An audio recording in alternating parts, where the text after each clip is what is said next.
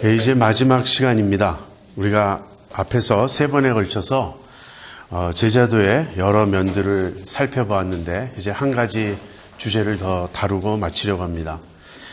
첫째 시간에 우리는 하나님의 계획이라는 큰 그림을 살펴보았습니다.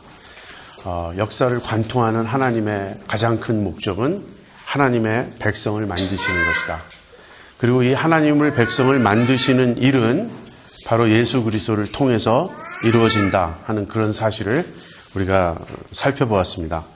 그리고 두 번째 시간에는 바로 그 예수님을 통해서 하나님의 백성이 된 자들, 그래서 예수님을 이제 따라 사는 그런 삶, 그 제자도의 가장 중요한 핵심 요건은 무엇인가? 그 핵심 요건은 말씀이라는 것, 그것을 살펴보았어요. 우리가 하나님의 백성이 되는 것은 바로 말씀이신 예수 그리스도를 믿음으로써이며 또 그리스도에 대한 말씀을 듣고 믿음으로써입니다. 이 말씀은 우리가 그 말씀을 들을 때 우리 안에 생명을 주시고 우리를 살리십니다. 그래서 말씀은 우리가 예수 그리스도의 제자가 되게 하고 또 그 말씀을 붙잡고 삶으로써 우리는 예수 그리스도의 뒤를 따를 수 있는 것이죠. 그 다음에 어제 저녁에는 그 제자도의 두 방향에 대해서 이야기했어요. 한편으로는 우리는 하나님께로 갑니다. 하나님의 부르심을 받고 하나님께로 가는데 이것을 소명이라고, 그리고 이 소명은 우리가 하나님의 거룩한 백성이 되는 것이라고. 그래서 그 하나님의 거룩한 백성이 되는 그 측면, 성화에 대해서 팔복을 중심으로 우리가 말씀을 나누었어요. 이제 이 시간에는 그 두 번째 방향, 세상으로 보내심 받는 것, 즉 우리의 사명에 대해서 주님이 주신 그 세 계명을 중심으로 살펴보려고 합니다. 사명은 우리가 보내심을 받는 거예요. 그 영어로 미션이라는 말, 그 말을 사명으로도 쓰이고 선교로도 번역이 돼요. 근데 선교나 사명이나 사실 마찬가지입니다. 보냄을 받았다라는 뜻이에요. 근데 우리가 세상으로 보냄을 받은 것은 그 전에 우리 주님께서, 예수님께서 아버지로부터 세상에 보내심을 받은 그 일에 근거하고 있어요. 요한복음 20장 21절에 예수님이 부활하신 후에 제자들에게 나타나셔서 이렇게 말씀하신 내용이 기록되어 있습니다. 예수께서 또 가라사대 너희에게 평강이 있을지어다. 아버지께서 나를 보내신 것 같이 나도 너희를 보내노라. 그러니까 우리가 사명을 받은 것은 예수님의 사명에 근거하고 있어요. 예수님이 아버지로부터 사명을 받았습니다. 세상에 보내심을 받았어요. 예수님이 아버지로부터 세상에 보내심을 받아서 이 세상에 오셔서 하신 일이 무엇이죠? 우리를 구원하신 일이죠. 네, 우리를 구원하신 일인데 복음서를 우리가 쭉 읽어보면 예수님이 공생애 중에 크게 두 가지 일을 하셨습니다. 한편으로는 복음을 전파하시는 거고요. 다른 한편으로는 능력을 행하신 것입니다. 근데 이 능력은 예수님이 하나님의 아들이심을 보여주는 표적이기도 하면서 또 동시에 실제 사람들의 필요를 채워주는 일이었어요. 예수님이 병자를 고치신 일은 예수님이 이 하나님의 능력으로 일하시는 분임을 보여주는 일인 동시에 실제 그 병자들에게는 치유가 임하는 도움이 되는 그런 일이었습니다. 오병이어의 기적도 마찬가지예요. 이것은 표적입니다. 그래서 계속해서 반복해서 일어나는 것이 아니고 그 한 번 일어난 일이에요. 이제 복음서를 주의 깊게 읽어보면 5,000명을 먹이신 일도 있고 4,000명을 먹이신 일도 있고 그렇게 두 번 있었는데 이것은 배고픈 사람들을 항상 이렇게 먹여주신다는 것이 아니고 앞으로 장차 하나님 나라가 완성되면 더 이상 물질적인 궁핍, 빈곤은 없다. 항상 우리의 모든 필요가 채워질 것이다. 그 장차 올 하나님 나라의 풍요를 보여주는 그러한 표적이었어요. 그렇지만 그 당장 거기에 있는 그 사람들에게는 먹을 것을 주신 거예요. 예수님이 당신을 따르는 그 무리를 보시고 이들이 나를 따른 지 며칠이 됐는데 먹을 것이 없다. 내가 이들을 여기서 그냥 집으로 돌려보내면 가다가 기진해서 쓰러질 것이다. 그러니까 너희가 먹을 것을 줘라. 정말로 그 사람들의 배고픔과 어려움을 해결해 주신 그런 일이었습니다. 자, 그래서 공생애 중에 예수님이 하신 일은 첫째는 말씀을 선포하신 거고, 두 번째는 사람들의 필요를 직접 채워주신 거예요. 그리고 나서 예수님이 십자가를 지시고 부활하시고 승천하시죠.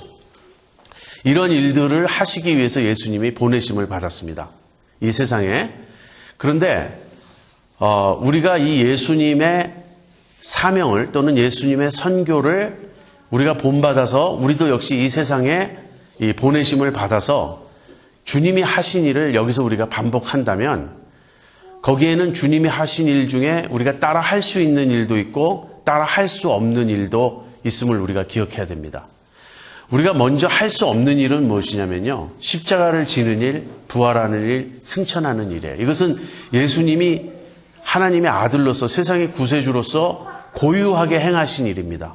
그래서 우리가 세상으로 보내심 받았다 그래서 우리가 세상의 죄를 대신 짊어지고 대속의 죽음을 죽을 수는 없어요. 그러나 우리가 그 십자가와 부활과 승천이라는 예수님의 독특한 구원 사역은 반복될 수가 없지만 우리가 예수님이 앞에서 행하신 그 일, 말씀을 전파하시고 사람들의 필요를 채워준 그 일은 우리도 본받아서 해야 됩니다. 그래서 우리가 사명을 받아서 이 세상에서 해야 할 일은 무엇인가? 크게 두 가지라고 말할 수 있어요. 하나는 복음을 증거하는 것이고요. 다른 하나는 이 세상의 필요를 돌보는 것입니다. 전통적으로 교회는 이 두 가지를 다 함께 실천해 왔어요. 특별히 우리가 교회사를 쭉 읽어보면 제가 어제 우리처럼 믿는 이 신앙을 복음주의 신앙이라고 여러분에게 말씀드렸는데 이 복음주의자들이 이 두 가지 면에서 항상 많이 애써온 것을 우리가 볼 수 있습니다. 여러분이 아마 많이 들으셨을 거예요.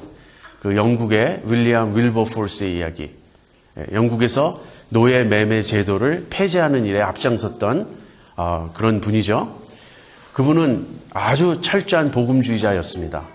그래서 복음주의 신앙을 가지고 영국 사회를 개혁하는 일을 하셨어요. 미국의 그 노예 해방도 마찬가지고 그 한국에 이제 처음 들어오신 선교사님들도 복음을 전하고 교회를 세우실 뿐 아니라 학교와 병원을 세우는 등 이 사회에 봉사하는 일을 많이 하셨습니다. 그런데 이 사회에 봉사하는 일, 사회에 참여하는 이 일이 거의 20세기 거의 전반을 통하여, 그러니까 전반부가 특히 더 심했고 사실은 후반부까지도 20세기 전체에 걸쳐서 복음주의 그 기독교로부터 사라집니다. 실종이 돼요. 그래서 우리가 복음 전하는 이 한쪽 면에만 집중하게 됩니다. 이것을 이제 통렬하게 반성하고 우리 복음주의자들이 해야 할 일은 무엇인가? 한편으로는 복음 전도를 해야 하고 다른 한편으로는 이 세상의 어려운 일을 우리가 도와야 된다는 사회 참여, 이 두 가지를 함께 이제 우리의 그 사명으로 확인한 대회가 1974년 스위스 로잔에서 열린 국제 복음 전도를 위한 그 Congress on World Evangelization 그 대회였어요. 그런데 그 존 스타트 목사님이 거기서 이런 지적을 하셨습니다. 왜 우리가 전통적으로 복음주의자들은 이 사회에 참여하는 이 일과 복음 전하는 일을 함께 힘써 왔는데 20세기 들어서서 우리가 복음을 말로 전하는 이쪽에만 치중하게 되었는가? 그것은 이제 신학적 자유주의자들이, 그러니까 theological liberal한 그런 사람들이 이 사회 복음을 외쳤기 때문이에요. 그들은 복음을 재해석했습니다. 그래서 개인이 이 복음을 듣고 예수를 믿고 구원 얻는 이쪽을 강조하지 않고 복음이 전파되어 사회가 기독교화되는 것, 사회가 바뀌는 것을 하나님 나라가 이 땅에 임하는 것이라고 잘못 해석했어요. 그래서 사회 참여를 신학적 자유주의자들이 부르짖고 사회 참여를 해야 한다고 말하는 것에 반발해서 복음주의자들은 우린 복음을 사수해야 된다 하는 그 입장에 치중하다 보니까 사회 참여가 복음주의자들에게 있어서는 관계없는 일처럼 여겨졌다는 거예요. 물론 소셜 가스펠을 주장하는 분들의 그 사상은 틀렸습니다. 그러나 우리가 그들의 그 사상을 받아들이지 않는다 할지라도 여전히 우리에겐 사회적 책임이 있다는 거예요. 그것을 확인한 그 대회가 스위스 로잔의 그 대회였고, 그때 이후로 이제 복음주의 안에서 많은 그런 반성을 하고 변화가 일어나고 있습니다. 그러나 여전히 우리가 이 사회 참여에 있어서는 사실 좀 조심스러운 게 사실입니다. 저는 이 둘이 우리에게 둘 다 필요하다고 인정을 해요. 그러나 무엇이 더 우선적인가? 거기에 대한 질문에는 저는 복음 전도가 더 우선적이라고 생각합니다. 여러분, 사회 참여도 크게 둘로 나눌 수가 있어요. 이제 존 스타트 목사님은 그 현대 교회와 사회적 책임인가? 영어로는 Decisive Issues Facing Christians Today 그런 책인데, 거기서 소셜 서비스와 소셜 액션을 구분해서 말씀하십니다. 소셜 서비스라는 것은 이 사회에 어려움에 처해 있는 사람들을 돕는 일이에요. 그래서 이 사회 봉사라는 측면에 있어서는 우리가 담대히 나아가서 해야 할 것이고, 이 소셜 액션이라고 하는 것은 사회의 근본적인 잘못된 구조를 바꾸려고 하는 그런 행동입니다. 그래서 이것은 필요는 하지만 이건 굉장히 조심해야 된다고 말씀을 하세요. 그렇죠. 우리가 이 소셜 액션, 이 사회의 구조를 바꿔야 하느냐 하는 이쪽으로 가게 되면 어떤 어려움에 처하게 되냐면 이데올로기가 우리의 신앙보다 앞서는 위험이 생겨요. 실제 저는 지금 한국 교회가 처해 있는 그 현실이 그런 게 아닌가 생각합니다. 한국 사회 전체가 좌파와 우파로 나뉘어 있어요. 여러분은 한국적 상황보다 미국적 상황에 더 익숙하실 수도 있겠는데, 아무튼 한국적 상황은 그렇습니다. 그런데 문제는 교회 안에도 똑같이 그 문제가 들어와 있다는 거예요. 교회도 우파적인 교회가 있고 좌파적인 교회가 있습니다. 저는 이것이 굉장히 염려가 돼요. 왜 교회가 이데올로기에 의해서 나뉘어야 하는가? 여러분, 이데올로기는 기독교가 아닙니다. 기독교 신학과 사상, 기독교 가치관이 이데올로기의 어떤 한 부분을 취할 수는 있어요. 그러나 어느 이데올로기도 기독교의 가치관, 기독교의 그 사상을 전부 담아내지 못합니다. C.S. 루이스가 이 말을 잘 했어요. 기독교는 우파인가 좌파인가 그런 글을 쓰면서 이러이러한 면에서는 기독교는 좌파다. 그러나 또 다른 이러이러한 면에서는 기독교는 우파다. 그분은 그렇게 설명을 하십니다. 그리고 저는 기꺼이 거기에 동의합니다. 우리가 사회 참여를 해야 함에도 불구하고 굉장히 조심스러운 것은 사회의 문제를 진단하는 그런 면에 있어서 기독교인들 안에 생각이 많이 나뉜다는 거예요. 여러분, 미국적인 미국의 지도자들을 중심으로 보면 여러분이 아마 많이 들어보셨을 거예요. 짐 월리스라는 분, 또 라널드 사이더, 이런 분들은 복음주의 좌파입니다. 그래서 복음주의 신앙을 가지고 있어요. 성경을 하나님 말씀으로 믿고 성경에 입각해서 신앙생활도 하고 이 사회 참여도 하려고 하는 분들이에요. 그런데 이분들은 복음주의자이면서 좌파 쪽인 생각을 많이 가지고 있습니다. 그래서 이벤젤리컬 레프트라고 우리가 불러요. 그런데 또 라널드 내슈라든지 하는 이런 또 다른 지도자들은 또 정반대 우파의 이런 사상을 가지고 있어요. 우리가 이런 이야기를 하기가 참 어려운 이유는, 여러분, 우리는 경제 전문가가 아니잖아요. 어떤 경제 정책을 취하는 것이 과연 가장 성경적이고 합당한지 쉽게 말할 수가 없습니다. 그래서 각 사회학의 입장에서, 경제학의 입장에서, 또는 어떤 정치학의 입장에서 각 전공 분야에 따라서 우리가 모르는 그런 부분이 너무 많아요. 저는 목사로서 제 지식이 너무 짧아서 그런 거에 대해서 어떻게 판단해야 될지 참 답답할 때가 많습니다. 아무튼 이런 어려움이 있는 거예요. 똑같은 사회 현상을 보고도 해석이 다를 수 있고 진단이 다르다 보니까 처방이 다를 수 있습니다. 그래서 다른 정책이 나오는 거예요. 그래서 제가 여러분이 좀 아시는지 모르겠는데 최근에 한국에서 기독교 정당을 만들자는 그런 움직임이 있어요. 저는 두 가지 점에서 그건 잘못됐다고 생각합니다. 첫 번째는 기독교 정당이 바로 이데올로기의 희생이 될 수 있는 거예요. 정당이란 어떤 하나의 정책을 내세우는 것인데 그 정책이 기독교 정당의 그 이름으로 나가지만 그 정책이 참으로 기독교적인 것을 어떻게 알 수 있죠? 많은 다른 해석이 있는데 두 번째는 지금 그 기독교 정당을 추진하는 분들이 제가 볼 때는 솔직히 복음을 제대로 이해한 분들이라고 생각하지 않아요. 그분들이 문제가 많은 분들이라고 저는 생각합니다.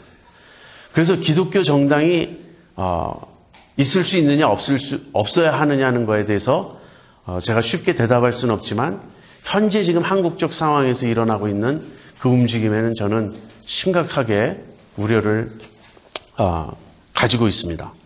자, 제가 이런 이야기를 하는 이유는 무엇이냐면 우리가 복음을 전하고 그 다음에 사회 참여를 하는 이 두 책임을 우리가 함께 우리의 사명으로 받아들이는데 특별히 이 사회 참여 쪽이 굉장한 지혜와 많은 조심성을 요구한다는 이 점을 말씀드리고 나서 그 이전에 해야 할 일이 있다는 걸 여러분에게 말씀드리는 거예요. 여러분, 복음 전도와 사회 참여가 만나는 어떤 공통의 장이 있다고 저는 생각합니다. 우리가 사회에 뛰어들기 이전에 이 일을 먼저 해야 하는 어떤 일이 있어요. 그 일이 무엇이죠? 그 일이 우리가 진정한 교회가 되는 거예요. 우리가 먼저 교회다운 교회가 되고 하나님이 의도하신 교회가 되는 것. 그것이 우리가 이 세상에 복음을 전하고 또 이 세상에 사회적인 어떤 책임을 지기 위해서 나아가는 그 두 가지 우리에게 주어진 사명이 만나는 그 현장이라고 생각합니다. 여러분, 기독교는요, 이 사회를 향해서 사회의 불의와 싸우고 사회 정의를 추구해야 되는 책임도 있지만 더 근본적으로는 이 사회에 대해서 다른 하나의 대안 사회를 제시하는 거예요. 교회 자체가 또 하나의 사회입니다. 그리고 이 세상이라는 사회에 대해서 교회라고 하는 하나님의 새로운 사회를 보여줄 필요가 있어요. 교회가 교회되는 것이 먼저 이루어지지 않는 한 우리가 어떻게 세상에 나가서 세상을 바꾸겠다고 말하고 세상을 돕겠다고 말할 수 있습니까? 우리가 우리 자신이 교회의 모습을 갖추지 못했는데 제가 그 예를 하나 들어볼게요. 여러분, 로마에 이제 기독교가 들어가죠. 그래서 로마서 같은 바울의 편지를 보면 바울이 로마에 보내는 편지를 쓸 때 이미 로마에는 교회가 있었어요. 그 로마 교회가 언제 믿음의 자유를 얻냐면 AD 313년입니다. 콘스탄틴 황제가 밀라노 칙령이라는 것을 발표할 때, 이딕트 오브 밀란이라는 것을 발표할 때 그때부터 기독교가 이제 자유를 얻어요. 근데 단지 자유를 얻는 게 아니라 완전히 법적으로 로마가 기독교화되기 이전이지만 이미 밀라노 칙령 이후로는 기독교가 기득권 세력이 됩니다. 로마에서. 근데 그 이전에 교회는 어떤 위치에 있었죠? 핍박받는 위치에 있었어요. 심지어는 황제의 가족이라 할지라도, 황제 집안의 가족이라 할지라도 기독교인인 것이 밝혀지면 핍박을 당하고 심지어는 순교를 하기도 했습니다.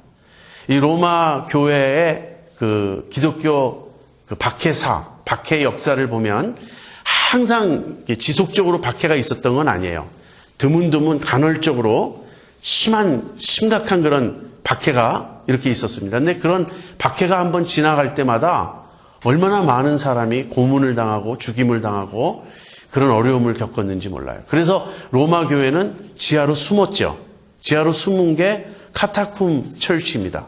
로마의 지하에 이제 동굴 묘지가 있는데 그 동굴 묘지가 어마어마하게 이렇게 복잡하게 그 동굴을 뚫어가지고 그 묘지를 만들었어요. 그래서 거기는 아주 익숙한 사람이 들어가지 않으면 금방 길을 잃어버리고 헤매고 나올 수가 없는 그런 곳인데 그런 곳에서 비밀리에 모였죠.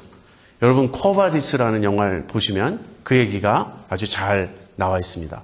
로마의 교회는 핍박받는 그 위치에 있었고 참 이렇게 천대를 받았어요. 기독교에 대한 오해가 있었습니다. 몇 가지 오해가 있었는데 첫 번째는 기독교인들은 사람을 잡아먹는다. 카니벌리즘이 있다. 이렇게 오해를 받았어요. 왜냐하면 성찬식을 하는 걸 예수님의 살과 피를 먹고 마신다고 표현하기 때문에 그걸 잘 모르는 외부 사람들이 저 사람들은 플래시를 먹고 블라드를 마신다. 이렇게 오해를 한 거예요. 그리고 로마의 그 기독교인들은 인세스트를 한다. 근친상간을 한다고 또 오해를 했습니다. 왜냐하면 서로 형제자매라고 부르는데 형제자매가 결혼을 하니까 저 사람들은 그러니까 자기의 시스터와 자기의 브라더와 결혼하는 이거 다 오해지요. 그다음에 로마의 기독교인들은 무신론자라고 또 오해를 받았습니다. 왜냐하면 황제에게 숭배하지 않고 로마의 그 공인된 그 종교의 신들이 있잖아요. 히랍 그 그리스 신화에 나오는 그 주스, 그 제우스 같은 신을 로마 그 버전으로 하면 주피러가 돼요. 주피러가 있고 뭐가 있고 그런데 그런 스테이트 릴리전을 따르지 않는 거예요. 국가 종교를 따르지 않고 황제의 신상에 절하지 않습니다. 그러니까 로마의 기독교인들은 식인 풍습이 있고 인세스트를 하고 신들을 거부하는 사람이다. 그러니까 그냥 기독교인이라는 말은요. 어느 정도로 타부가 되었냐면 로마의 그 사회에서는 예를 들면 우리가 프라스티튜트 이런 말을 하면 창녀, 창기하면 이거는 우리 금기잖아요. 이런 말은 참 하기가 어렵잖아요. 저 사람은 프라스티튜트 같아. 이렇게 말할 수 있습니까? 그보다 더 모욕적인 말은 없죠. 근데 저 사람은 크리스찬이야. 그러면 그 느낌이라는 거예요. 그래서 크리스찬이 그렇게 멸시당하고 오해당하고 박해받고 그랬습니다. 그런데 로마 교회가 로마 사회를 바꿔요. 로마가 자꾸 타락해가고 자꾸 이렇게 도덕적으로 해이해지고 그러다 보니까 나중에는 어떤 현상이 일어나냐면 로마의 청년들이, 물론 귀족 청년들이겠죠. 로마의 청년들이 데이트는 로마의 처녀들하고 하는데 결혼은 크리스찬 처녀를 구한다는 거예요. 왜? 크리스찬들 많이 순결한 거예요. 로마의 그 젊은 사람들이 얼마나 성적으로 문란했는지 자기들이 데이트해보면서 아는 거예요. 이 사람은 처녀가 아니고 이 사람은 문란한 사람이다. 그러니까 데이트는 이 사람하고 하는데 실제 결혼할 때는 이 기독교인들을 구하게 되는 거죠. 다시 말하면 기독교가 도덕적 승리를 한 거예요. 기독교인들이 정말 진실하고 겸손하고 그다음에 털툴리안이라는 그 교부, 처치 파더의 말에 의하면 보라 저들이 얼마나 서로 사랑하는고 그런 평판을 받았어요. 교회의 일원이 된다는 건요. 교회는 실제로 정말 그 멤버들을 사랑으로 품었습니다. 여러분 그 통일교가 이 한국의 문선명 씨가 미국에 와가지고 미국의 통일교를 엄청나게 키웠잖아요. 근데 저는 참 이해가 되지 않아요. 어떻게 이 백인들이, 이 미국 사람들이 그 통일교 같은 미신적인 그런 가르침을 따르는가. 그런데 사회학자가 연구한 바에 의하면 통일교에 들어가는, 지금은 거의 없어졌지만 통일교에 들어가는 청소년들. 그래서 이 프리웨이 옆에서 막 꽃 팔고 그러는 청소년들이 통일교의 가르침에 설득된 게 아니라는 거예요. 사실 통일교에 들어가는 처음 순간에는 통일교의 교리가 뭔지 그런 거 전혀 몰라요. 이 청소년들이 집에서 문제아이일 수도 있고 가출해서 여러 가지 비행 청소년일 수도 있는데 통일교 사람들을 접한 다음에 무엇을 느끼냐면 자기를 사랑해주고 받아주는 그런 그룹을 만난 거예요. 이 그룹에 속하면 아무도 자기를 저지하지 않는 거예요. 아무도 자기를 크리티사이즈하지 않는 거예요. 정말 여기서는 자기의 가족이 되어주는 거예요. 처음 보는 사람들인데 모르는 사람들인데 너무나 사랑으로 감싸주고 품어주니까 그 사람들이 어떻게 생각하냐면 여기 나의 트루 패밀리가 있다. 그러니까 문선명이 자기 아버지처럼 느껴지는 거예요. 문선명은 나의 아버지다. 이 사람들은 나의 가족이다. 그 사랑에 감동을 해서 그렇게 들어가서 거기서 산다는 거죠. 물론 이제 시간이 지나가는 따라 교리를 배우고 세뇌되고 브레인워시를 당하고 그런 게 있지만 여러분 이단이라 할지라도 거기서 정말 자기가 소속감을 느끼고 I belong to you 하는 그 사고방식을 가질 수 있고 정말 내가 사랑받고 있다. 이런 것이 있으면 사람들은 들어가요. 그만큼 사랑 없는 사회에서 살고 있기 때문에. 근데 초대교회가 그랬다는 거예요. 초대 로마 교회가 얼마나 서로 사랑하는지 이 카타쿰 철치에 대한 소설을 쓰신 어떤 신부님이 있습니다. 근데 그 신부님이 그 카타쿰 철치에 대해서 쓴 그 소설의 제목이 파비올라예요.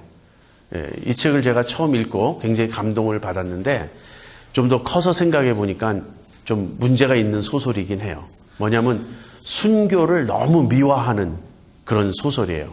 그래서 순교자가 되는 것이 최고의 영광이라고 생각하는 이제 순교를 막 찬미하는 그런 소설인데 거기서 로마의 귀족 그 처녀가 파비올라가 그 처녀의 이름입니다. 자기가 가장 사랑하는 사촌 여동생이 기독교인이라는 걸 알게 돼요. 너처럼 착하고 너처럼 순결하고 너처럼 아름다운 사람을 내가 모르는데 네가 기독교인이라니 그러고 막 통곡을 하고 힘들어합니다. 근데 그 사촌 여동생이 말하는 거예요. 언니 기독교에 대해서 언니가 알고 있는 건 전부 오해예요. 언니가 나를 볼 때 내가 그런 사람으로 보이나요? 그렇지 않다는 거예요. 너는 그렇지 않은데 어떻게 네가 그런 너처럼 깨끗하고 착한 애가 그런 크리스찬이 될 수 있냐. 아까 제가 그랬죠. 프라스티튜트가 될 수 있냐. 그런 식이라고. 근데 이 파비올라가 자기 사촌 여동생을 보고도 또 자기가 굉장히 흠모하는 군인이 있었어요. 세바스찬이라고 하는 군인이 있었는데 정말 용감하고 절도가 있고 품위가 있는 그 군인 장교가 크리스찬이라는 걸 알게 돼요. 그리고 충격을 받고 나중에 파비올라가 크리스찬이 됩니다. 근데 크리스찬이 될 때 얼마나 감격과 기쁨 속에서 되는지 몰라요. 이 거룩한 사람들 중에 내가 일원이 되는 거예요. 그래서 내가 이들 중에 속하게 됐다는 것이 말할 수 없는 영광이요 기쁨이 됩니다. 그래서 그 초대교회가 실제 그렇게까지 아름다웠는지는 제가 잘 모르지만 소설에 비춰진 초대교회의 모습은 너무너무 아름다웠어요. 현대 교회가 가지고 있는 무슨 기복주의, 세속적인 그런 모습 전혀 볼 수가 없습니다. 예수 믿는다는 건 고난당하는 일이었어요. 그 당시에는 예수 믿는 것 이퀄 고난이고 심지어는 목숨까지 잃을 수 있었습니다. 그런데 왜 그들이 기꺼이 기독교인이 되었을까요? 털툴리안의 말을 다시 한번 인용하면 보라 저들이 얼마나 서로 사랑하는고 정말 그랬다는 거예요. 거기 어떤 거지 처녀가 나와요. 근데 그 거지 처녀가 이 귀족 그 파비올라의 사촌 여동생도 귀족이니까 내가 그 여동생의 이름을 지금 기억을 못 하는데 그 귀족 집에 와서 식사를 합니다. 거지니까 얻어먹는 거예요. 그런데 이 집에 와서 하는 말이 제가 오늘 저녁에는 올 수 없습니다. 다음 날도 올 수 없습니다. 그러니까 왜 올 수 없냐 그랬더니 누구네 집에 가서 식사를 해야 된대요. 근데 그 사람은 가난한 사람이에요. 근데 내가 부잣집에 와서만 식사를 하면 그 사람이 상처받는데요. 그래서 내가 가난한 사람 집에 가서도 식사해야 된다고. 근데 거지가 거지 같질 않아요. 얼마나 품위가 있는지 무엇이 그렇게 그 사람들을 바꾸었을까? 물론 이건 캐톨릭 그 신부님이 쓴 캐톨릭 교회 이야기예요. 근데 사실은 우리가 그 종교개혁 이후 개신교와 캐톨릭이 갈라지지만 성 어거스틴 정도까지는 이 고대 교회의 역사는 우리가 다 공유하고 있어요. 우리 개신교가 성 어거스틴을 우리의 조상이라고 생각하지 그 사람 캐톨릭 사람이라고 생각하지 않아요. 이 중세 캐톨릭이 성경에서 떠났다고 우리가 반대했던 거지 이 초대교회는 다 우리의 뿌리입니다. 우리의 선조들이 그랬어요.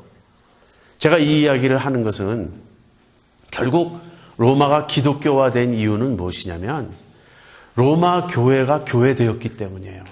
세상과 레디컬리 다른 로마 사회와 너무너무 다른 하나의 대한사회, 아주 그 새로운 사회, 이 안에는 진실이 있고 이 안에는 사랑이 있고 이 안에는 순결이 있고 그런 교회의 모습을 보여주었을 때 로마가 그 교회의 힘을 인정하지 않을 수 없게 된 거죠. 지금 제가 어제 그 저녁에 팔복과 소금과 빛을 말씀드리면서 지금 우리의 문제는 짠맛을 잃은 것이다. 제가 그렇게 말씀드렸죠. 여러분도 아마 동의하실 거라고 생각해요. 기독교가 이 세상에서 어떤 역할을 할 때 우리가 숫자가 많다고 여의도에 100만 명, 200만 명이 모였다고 또는 기독교인의 숫자가 통계에 의하면 한국 사회에서 제일 다수를 차지한다고 또는 기독교인들이 정계, 재계, 학계 이런 데에서 어떤 리더의 역할을 차지한다고 기독교가 세상을 변화시킬 수 있으리라고 생각하십니까? 그런 승리주의는 아주 잘못된 거예요. 그러면 그럴수록 세상은 기독교에 더 반발합니다. 이명박 대통령이 장로이신데 장로 대통령이 되고 나서 얼마나 기독교가 더 욕을 먹게 되었는지 몰라요. 우리가 잘 생각해야 됩니다. 하나님이 우리에게 맡기신 사명이 무엇인가?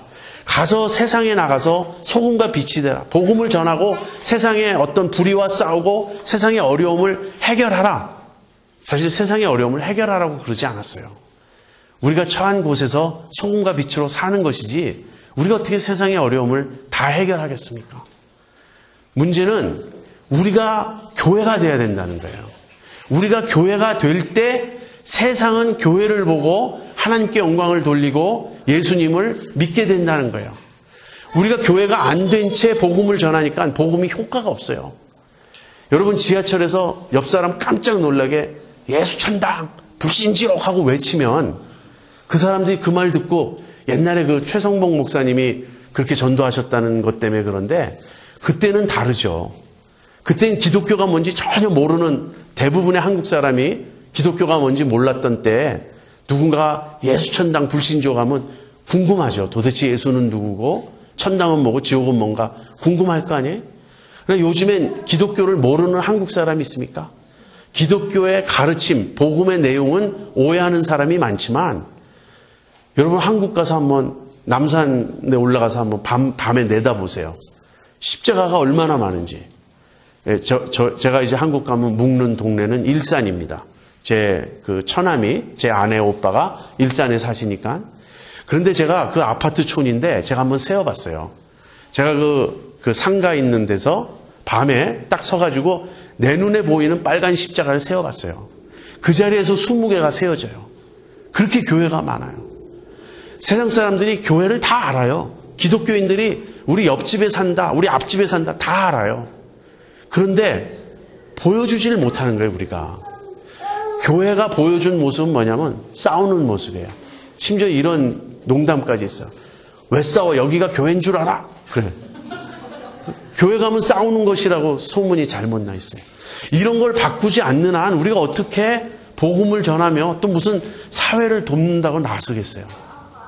그래서 우리에게 주어진 사명, 첫 번째 사명은 우리가 교회 되는 것이고요. 교회 모습을 회복하는 것이고 그 다음에 그 교회 모습 중에서도 우리가 기도에 더 열심히 하자, 모이게 힘쓰자, 이거 다 좋은데 그거보다 더 중요한 것은 서로 사랑하는 것입니다. 그래서 사명을 말하면서 제가 세상을 말하기 이전에 교회를 말하는 그 의도를 여러분이 좀 아셨으면 좋겠어요. 교회가 교회 될 때 이 세상에 영향력을 행사할 수 있고 복음을 전할 수 있는 것입니다. 여러분 교회를 구할 때 이제 여러분은 지금 이 크로스 커넥션 교회 다 지금 멤버로서 섬기고 계시니까 그런데 혹시 여러분 주변에서 누군가 교회를 찾을 때가 있죠. 저한테는 그런 질문이 가끔 들어옵니다. 목사님, 제가 어느 지역으로 이사 가게 되는데 그 지역에 목사님 아시는 좋은 교회 있나요? 교회 있으면 좀 소개해 주세요. 이런 교회 소개를 부탁받을 때가 있습니다. 그럼 제가 묻죠. 어떤 교회를 원하십니까? 그러면 교회에 원하는 바를 이야기해요. 흔히 나오는 말은요, 제일 중요한 건 목사님 설교예요. 목사님 말씀 좀 잘 전하시면 좋겠어요. 그 다음에 우리 아이들이 지금 몇 학년인데 주일학교가 잘 됐으면 좋겠어요. 예배가 살아있는 교회면 좋겠어요. 다 중요한 조건들이죠. 그런 게 좀 있으면 좋죠. 그런데 제가 한 번도 들어보지 못한 조건이 있어요. 목사님, 정말 서로 사랑하는 교회 없나요? 아무도 물어보지 않아요, 저한테. 서로 사랑하는 교회를 찾지 않아요. 왜 그럴까요? 서로 사랑하는 교회가 있으리라고 별로 기대하지 않는 거예요. 또는 서로 사랑하는 것이 그만큼 중요하다고 생각하지 않는 거예요. 사람 사는 곳이 다 거기서 거기지요. 그렇게 생각해요. 물론 사람 사는 곳이 다 거기서 거기입니다. 저도 저희 교회를 생각해 볼 때, 저를 생각해 볼 때 그런 생각이 들어요. 그렇지만 주님의 교회에 대한 의도는 그게 아니었어요. 주님은 교회가 무엇보다도 서로 사랑하는 교회가 되기를 원했습니다. 그래서 이 시간에 제가 지금 서론을 30분 이상 말씀드렸는데, 이 시간에 정말 다시 한번 생각해 볼 거는 예수님의 제자로 내가 산다는 말의 의미가 무엇인가, 그 제자도의 정말 중요한 그 내용이 무엇인가. 한편으로는 내가 주님의 거룩한 백성이 되는 것, 나의 성화이고요. 다른 한편으로는 이 세상에 증거하는 것인데, 그 증거를 위해서 가장 중요한 것은 우리가 서로 사랑하는 것이다 하는 것입니다. 요한복음 13장 34절 35절을 제가 읽겠습니다. 새 계명을 너희에게 주노니 서로 사랑하라. 내가 너희를 사랑한 것 같이 너희도 서로 사랑하라. 너희가 서로 사랑하면 이로써 모든 사람이 너희가 내 제자인 줄 알리라. 너희가 서로 사랑하면 이로써 모든 사람이 너희가 내 제자인 줄 알리라. 바꿔 이야기하면 너희가 서로 사랑하지 않으면 너희가 내 제자인 줄 세상은 알 수 없다 하는 말이에요. 요한복음 17장 21절, 제가 어제 한번 읽어드린 말씀인데, 요한복음 17장 21절에 이런 말씀이 있습니다. 아버지께서 내 안에, 내가 아버지 안에 있는 것 같이 저희도 다 하나가 되어 우리 안에 있게 하사 아버지께서 나를 세상에 보내신 것을 세상으로 알게 하옵소서. 예수님이 하나님으로부터 보내심 받은 자라는 사실을 세상이 어떻게 알게 되죠? 우리가 다 하나가 되어 성삼위 하나님의 그 사랑의 사귐 안에 우리가 들어갈 때, 그때 세상이 예수님을 과연 하나님이 보내신 분이구나 라고 알게 된다는 거예요. 다시 말하면 예수님이 어떤 분이신지를 우리가 세상에 알리려면 우리들의 서로 사랑하는 모습을 보여주어야 한다는 거예요. 프랜시스 쉐이퍼라고 제가 어저께도 인용했죠. 그분의 Infinite Personal God이라는 그 텀을 제가 인용했는데, 프랜시스 쉐이퍼가 20세기에 아주 존경받는 기독교 변증가셨어요. 크리스천 어팔러지스트였는데 그분이 이렇게 말씀하셨습니다. 가장 강력한 변증은, 최고의 변증은 우리가 서로 사랑하는 것이다. 세상은요, 기독교의 진리에 대한 이 진리를 우리가 선포할 때 세상은 동의하지 않습니다. 창조론, 진화론 논쟁에서 도대체 말도 되지 않는 얘기하지 마라, 이렇게 우리에게 반발할 수 있고요.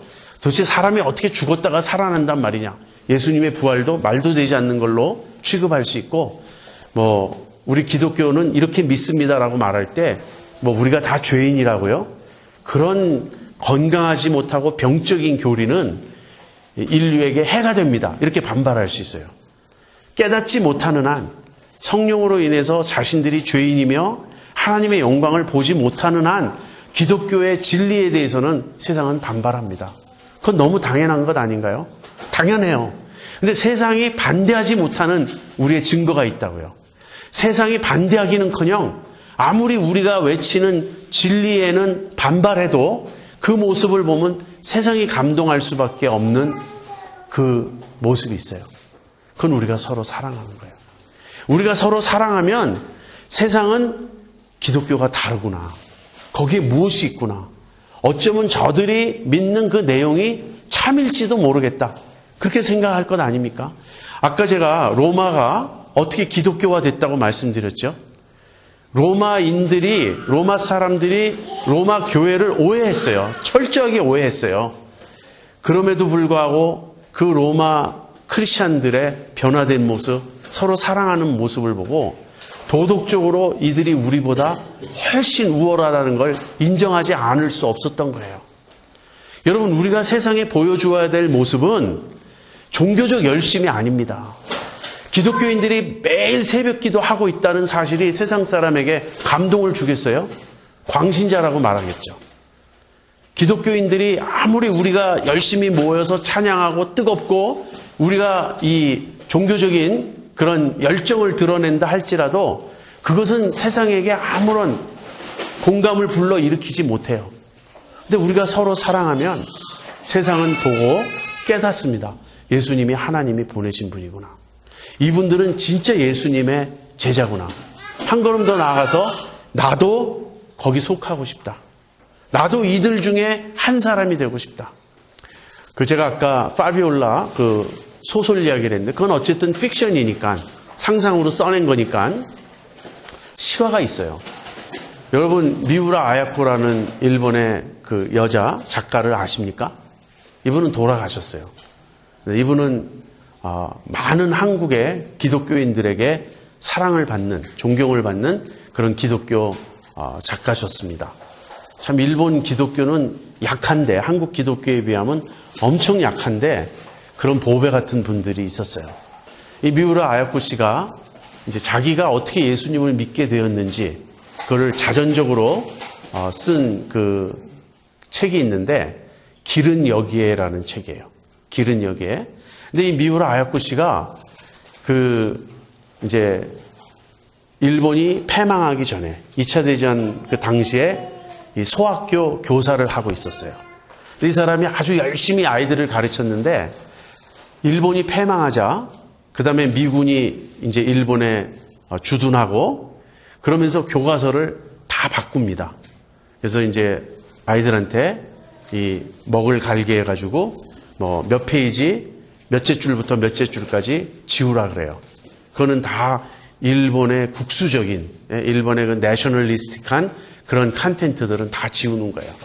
근데 그걸 지울 때 비통한 마음이 드는 거예요. 내가 지금까지 아이들에게 확신을 가지고 가르쳤던 이 내용이 다 가짜란 말인가? 우리가 다 틀렸단 말이에요. 사실 틀렸죠. 일본이 얼마나 오해했습니까?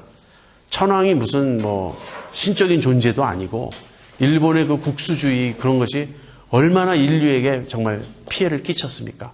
그러나 일본 국민 당사자는 그걸 잘 몰랐던 거예요. 그러나 이제 깨닫게 되면서 이분이 혼란에 빠집니다. 나는 이제 아무것도 믿을 수가 없다. 그래서 회의론자가 되고 그 다음에는 인생에 절망합니다. 그러다가 이 사람이 이제 병까지 걸려요. 그런데 소학교 때 알았던 그 친구를 만났는데 남자친구죠. 마에가와 다다시라는 사람을 만납니다. 이 마에가와 다다시는 진실한 크리스찬이었어요. 근데 마에가와 다다시도 이 결핵을 앓고 있었습니다. 그래서 이제 두 사람이 다 지금 결핵 환자예요. 그런데 이 마에가와 다다시를 통해서 조금씩 기독교를 배워가기 시작합니다. 근데 시간이 굉장히 오래 걸렸어요. 그래서 몇 년의 시간이 흐른 후에 미우라 아야코 씨가 병상에 누워서 세례를 받습니다. 세례받는 그 이야기를 쓰는데 너무나 감격에 차서 세례를 받아요. 왜? 이분이 만난 크리스찬들이 너무 진실했던 거예요. 마에가와 다다시뿐 아니라 거기 나오는 니시무라 장로라든지 또는 여러 분이 소개가 돼요. 그래서 저희 어머니는 제가 어렸을 때 저한테 늘 그런 말씀하셨어요. 너는 니시무라 장로 같은 사람이 되면 좋겠다. 그렇게 훌륭한 분이었어요. 이 니시무라 장로 얘기를 잠깐 하면요. 이분은 일본에서 이 제과점을 아주 크게 일으킨 분입니다. 그런데 일주일에 이틀을 금요일인가 하고 일요일 포함해서 이틀인지 아니면 일요일 빼고 이틀인지 어떤 이틀은 사업을 안 해요. 그 종업원들에게 맡겨버리고 자기는 자기 제과점 빵을 가지고 고아원, 양로원, 어려운 사람들 찾아다니면서 늘 이렇게 보살피는 일을 해요. 근데 마에가와 다다시라는 이 친구가 이 미우라 아야코 씨가 삿포로 병원에 입원할 때 이 사람들은 삿포로에서 떨어진 아사히가와라는 조그만 촌에서 삽니다. 다 이 홋카이도라고 북해도라고 일본의 제일 북쪽에 있는 큰 섬에서 이제 있는 이야기예요. 근데 삿포로 병원에 입원하니까 그 삿포로 교회 니시무라 장로님께 미우라 아야코 이 자매를 방문해 달라고 부탁을 하는 거예요. 그래서 니시무라 장로님이 찾아오시는 거예요. 그런데 제과점 빵을 가지고 오니까 이분이 제과점 사장이란 건 모르고 굉장히 부자인 줄 알았어요. 사실 제과점 이 빵을 들고 다니는 것은 굉장히 부자가 아니면 안 되는 시절이었어요. 그래서 미우라 아야코가 니시무라 장로님을 처음 보고 하는 말이 그래요. 당신 부자입니까? 난 부자 따위는 안 무섭습니다. 이렇게 철없는 말을 해요. 그런데 자기가 그렇게 막 불공손하게 대했는데도 그냥 웃으면서 돌봐주는데 나중에는 아버지 같은 느낌을 느껴요. 이 니시무라 장로님이 얼마나 훌륭한지. 여러분, 부자가 하나님 나라에 들어가는 게 얼마나 어렵다고 주님 말씀하셨죠. 낙타가 바늘길을 통과하는 것보다 더 어려울 거라고. 부자가 자기 재물에 집착하는 욕심을 꺾기가 그렇게 어려워요. 근데 여기 증인이 있어요. 니시무라 장로님이 있어요. 물질에 대한 욕심 때문에 사업을 하는 게 아니고 그 사업을 통해서 하나님의 일을 하는 분이 있었어요. 그러니까 그런 분. 또 뭐 일본에서 그 세탁 드라이 클리닝 그 사업을 일으킨 또 어떤 그 장로님 이야기. 뭐 굉장히 거기 등장하는 아름다운 크리스찬들이 많습니다. 그러니까 현대판 파비올라 같아요. 그런 아름다운 사람들, 그런 고상한 사람들을 만나고 감동을 받고 이제 예수님을 믿고자 하니까 주체할 수 없는 눈물이 흐르는 거예요. 그 세례식에서. 그래서 미우라 아야코 씨가 몇 년에 걸친 구도 생활 끝에 예수님을 믿고 영접하고 세례를 받습니다. 그 세례받는 그 장면을 그렇게 감동적으로 아름답게 묘사했어요. 저는 그걸 읽으면서 우리들 교회에서 세례받는 일은 좀 너무 다르다는 생각을 했어요. 우리는 신앙 고백을 철저하게 확인하지 않는 경우가 많습니다. 많은 교회가. 어떤 교회들은 철저히 확인하지만 그래서 믿는다고 말하면 다 세례를 줘요. 세례받는 일은 그냥 통과 의례 같아요. 별로 그렇게 심각하지 않고 그냥 교회 다니다 보니까 적당한 때가 되면 세례 받으라 그러고 세례 받으면 또 시간이 적당히 지나면 집사하라 그러고 집사하고 또 여자분들은 나이가 많아지면 권사하라 그러고 또 집사가 된 다음에 또 장로가 되고 싶잖아요. 그래서 어떻게 하든지 장로가 되길 원하고 그러는 과정 중에 예수님을 만난 적이 없는 사람들이 많아요. 거듭나지 않은 사람이 많아요. 복음의 영광을 보지 못한 사람들이 많아요. 그런 것과 너무나 대조되는 거예요. 여기 진짜 기독교가 있다. 책을 읽으면서 제가 그 고백을 자꾸 하는 거예요. 여기 진짜 크리스찬들이 있고 진짜 기독교가 있다. 여러분 진짜 기독교를 아십니까? 진짜 기독교를 경험하십니까? 가짜 말고 진짜 기독교가 뭐죠? 진짜 기독교는 서로 사랑하는 거예요. 정말 가족처럼 서로 사랑하는 거예요. 우리가 서로 사랑하면 이로써 모든 사람이 너희가 내 제자인 줄 알리라. 자, 이 세 계명에 대해서 좀 생각해 보죠. 여러분 세 계명과 옛 계명은 어떻게 다릅니까? 옛 계명은 뭐죠? 내 이웃을 내 자신과 같이 사랑하라. 이게 옛 계명이에요. 그래서 옛 계명과 새 계명이 사실 같습니다. 요한 1서를 보면 사실은 우리가 들은 계명은 옛 계명이라고.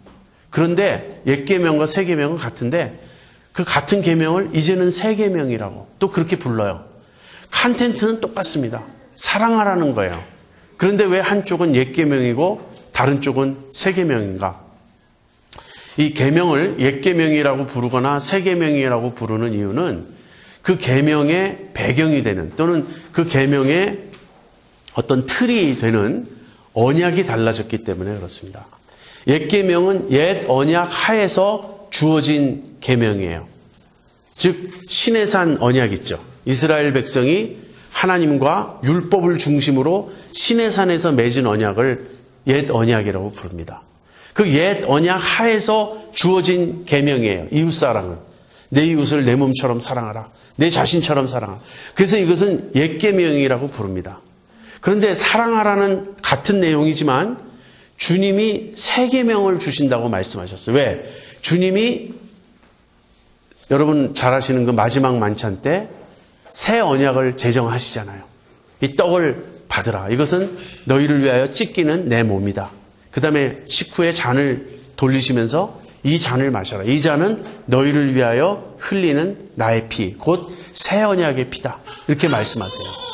자, 같은 계명이지만 이것이 새 계명인 이유는 새 언약의 백성된 우리들에게 주어진 계명이라는 거예요. 여러분, 새 계명은 예수님이 이 세상 사람에게 말하는 것이 아닙니다. 지금 이 서로 사랑하라는 이 계명을 세상 모든 사람에게 주님이 원하시는 게 아니에요. 그들은 상관없어요. 새 계명에 들어오지 않은, 새 언약에 들어오지 않은 사람들에게 이 계명이 왜 필요합니까?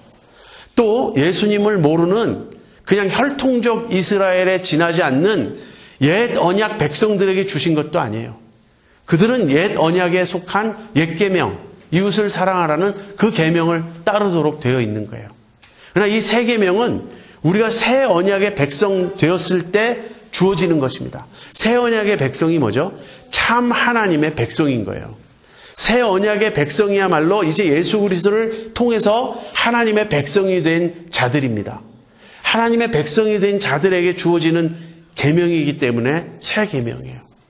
그렇다면 그 언약이 다르다는 점 외에 구체적으로 차이점이 무엇인가? 첫째는요, 대상이 다릅니다. 옛 계명은 이웃이에요. 내 이웃을 내 몸처럼 사랑하라. 근데 이때 이웃이 누구죠? 사실은 모든 사람이에요. 일반적인 계명인 거예요. 이 이웃이 누구냐를 가지고 유대교 랍비들이 많이 논쟁을 했습니다.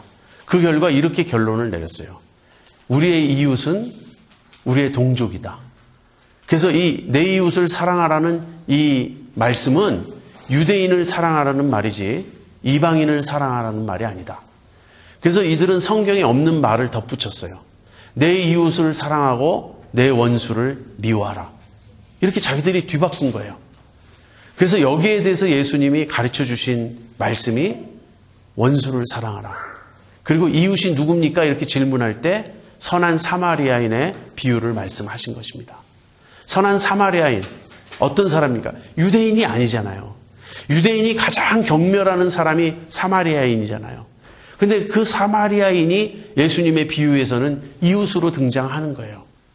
지금 옛 계명 안에서 그 대상을 이 유대인으로 자기들이 축소시키고 그 다음에 유대인 아닌 이방인들은 원수로 여기고 한 이 모든 것은 유대교의 실수이고 잘못된 해석인데 그걸 다 제끼고 본래의 성경적인 뜻은 뭐냐면 이웃에는 모든 사람이 포함됩니다.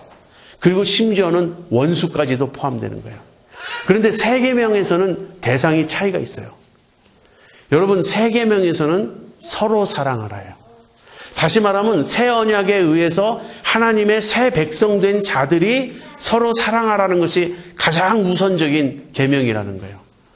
새 계명을 따르는 우리들이 옛 계명을 동시에 지키는 것이 옳습니까? 당연히 옳죠. 우리도 이웃 사랑해야 되고 심지어는 원수도 사랑해야 돼요. 근데 우리에게 주어진 우선적인 계명은 우리가 서로 사랑하라는 거예요. 바울도 같은 말을 하죠. 갈라디아서 6장에서 모든 사람에게, 기회 있는 대로 모든 사람에게 착한 일을 하되 더욱 믿음의 가정들에게 할지니라. 우리는 모든 사람에게 착한 일을 해야 되는데 우선적으로 더욱 믿음의 가정에게 착한 일을 해야 된다. 여러분, 이것은 편협한 것이 아니고 이건 잘못된 것이 아니에요. 먼저 하나님의 백성, 그리스도 몸의 한 지체된 우리가 서로 사랑하는, 여기서 출발을 해야 되는 거예요. 그래서 대상이 이웃을 사랑하라는 막연한 것이 아니고 우리가 서로 사랑하라는 거예요. 여러분, 이것을 바로 이해하지 못해서 우리끼리만 사랑하면 무슨 아름다운 일이냐 이렇게 자꾸 이것을 딴지 걸면서 모든 사람에게 사랑을 베풀어야 된다 그러는데 우리끼리만 사랑하자는 게 아니에요. 우리끼리 사랑하는 일부터 시작하자는 거예요. 우리끼리는 서로 사랑하지 못하고 밤낮 싸우고 지지고 볶으면서 그러면서 무슨 어려운 사람을 도와야 된다, 밖에 나가서 사랑을 실천해야 된다 하는 말이 얼마나 모순됩니까? 그래서 사랑은 우리가 서로 사랑하고 그 다음에 이웃도 사랑하고 원수도 사랑하는 이 순서로 사랑은 발전해 가도록 되어 있습니다. 여러분, 우리가 서로 사랑하는 것은 얼마나 중요한가. 이것이 예수님이 하나님이 보내신 분이심을 세상에 증거하는 방법이에요. 우리가 서로 사랑할 때 어느 정도 서로 사랑합니까? 형제를 위하여 목숨을 버리는 것이 마땅하니라. 요한일서에서 그렇게 말해요.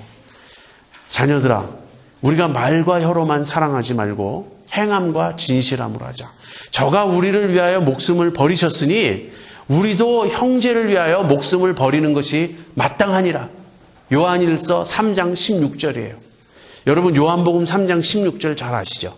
하나님이 세상을 이처럼 사랑하사 독생자를 주셨으니 이는 저를 믿는 자마다 멸망치 않고 영생을 얻게 하려 하심이라. 우리가 제일 좋아하는 구절이에요. 근데 우리는 요한복음 3장 16절뿐 아니라 요한일서 3장 16절도 알아야 한다고요. 저가 우리를 위하여 목숨을 버리셨으니 우리도 형제를 위하여 목숨을 버리는 것이 마땅하니라. 이것이 세 계명이에요. 우리가 서로 사랑하되 어느 정도 서로 사랑해야 되냐면 정말 형제를 위하여 희생할 만큼 기꺼이 서로 사랑해야 한다는 것입니다. 제가 지금 이미 얘기가 앞서갔는데 옛 계명에서의 기준은 이거예요. 내 몸처럼, 내 자신처럼, 내 이웃을 내 자신처럼 사랑하라. 새 계명에서는 사랑의 기준이 주님이 우리를 사랑하신 것처럼, 내가 너희를 사랑한 것처럼 너희도 서로 사랑하라. 한 가지 더 있습니다. 그러니까 대상이 달라지고요, 기준이 달라지고, 세 번째로는 동력, 그 파워가 달라요. 새 계명에서 주어지는 그 사랑의 파워는 어디서 옵니까? 바로 우리 주님의 사랑이에요. 내가 너희를 사랑한 것 같이, 이 말은 사랑의 기준도 되지만 너희가 나의 사랑을 받았으니 너희도 서로 사랑하라, 그거예요. 주님의 사랑을 체험한 사람, 저가 우리를 위하여 목숨을 버리셨으니 여기에 기꺼이 아멘하는 사람은, 그 희생의 사랑을 체험한 사람은 이제 형제를 향한 사랑을 갖게 되는 것이죠. 여러분, 이 세 계명을 여러분이 일생 가장 우선적으로 좇아야 될 여러분에게 주어진 하나님의 뜻이라고 여러분 믿습니까? 여러분이 스스로 생각할 때 정말 나는 이렇게 살아야 돼 라고 내 삶을 하나님 앞에서 바로 살고 싶다고 소원을 말할 때 내가 이렇게 살아야 돼. 그럴 때 여러분이 마음에 생각하는 몇 가지 내용이 있을 거예요. 난 일평생 진실하게 살고 싶다. 나는 일평생 겸손하게 살고 싶다. 나는 정말 예수님을 증거하며 살고 싶다. 여러 가지 요소가 있을 거예요. 다 중요한 내용들입니다. 그런데 그 중에 특별히 내가 이제부터는 내 형제를 사랑해야 되겠다. 예수 믿는 다른 지체들을 정말 주님이 나를 사랑하신 그 사랑으로 내가 사랑해야 되겠다. 이 자각이 있습니까? 이 결심이 있습니까? 이 소원이 있습니까? 이게 주님 자신이 가장 강조하신 건데 우리는 듣기는 많이 듣지만 그것이 좀처럼 우리 안에 레지스터가 되지 않아요. 새 계명을 너희에게 주노니 서로 사랑하라. 여러분, 우리가 서로 사랑하는 것부터 시작해야 됩니다. 우리가 서로 사랑하는 진정한 예수님의 공동체가 될 때 여기에 하나님의 통치가 있구나. 하나님의 다스림을 받는 하나님의 백성이 있구나. 다시 말하면 하나님의 나라가 여기 임하고 있구나. 세상이 본다는 거예요. 그것이 우리가 세상에 예수님을 증거하는 가장 강력한 방법입니다. 우리가 서로 사랑할 때 그 사랑이 흘러 넘쳐서 우리는 세상에 아픔 당하는 사람들, 어려움 당하는 사람들을 사랑할 수 있게 돼요. 그리고 담대히 예수님을 증거할 수 있게 됩니다. 그런 교회가 어디 있는가? 저는 목사인데 가끔 그런 생각해요. 서로 사랑하는 그런 아름다운 교회가 있으면 나 목회 그만두고 목사 그만두고 가서 그 교회에 교인하고 싶다고 그런 생각 가끔 해요. 여러분, 그런 교회 아시나요? 정말 서로 사랑하는 그런 교회 아시나요? 여러분, 큰 교회 아시나요? 찬양이 뜨거운 교회 아시나요? 다 대답할 수 있을 거예요. 근데 어느 교회가 정말 서로 사랑하는 교회지? 잘 모를 거예요. 물론 있을 겁니다. 우리가 잘 모르지만 지금 우리에게 주어진 가장 큰 어떤 의무가 있다면, 책임이 있다면 우리가 서로 사랑하는 거예요. 주님이 그걸 지금 우리에게 말씀하신 겁니다. 너희가 나를 따라오려느냐? 너희가 나의 제자가 되려느냐? 그럼 너희가 서로 사랑해라. 너희가 서로 사랑하면 이로써 모든 사람이 너희가 내 제자인 줄 알리라. 사랑은 아무리 강조해도 지나치지 않습니다. 사실 교회는요, 삐걱거릴 수밖에 없어요. 여러분 중에 이제 점점 결혼하는 분들이 많아지죠. 결혼하고 나면 깨닫게 되죠. 그렇게 우리는 일생 부부싸움 같은 거 하지 말자고 손가락 걸고 다짐하는데요. 옆에서 보고 있으면 웃음 나와요. 할 약속을 해야지. 무슨 부부싸움 평생 하지 말자는 되지도 않을 약속을 하느냐. 경험자로서 그렇게 느낍니다. 실제 그래요. 부부싸움 늘 합니다.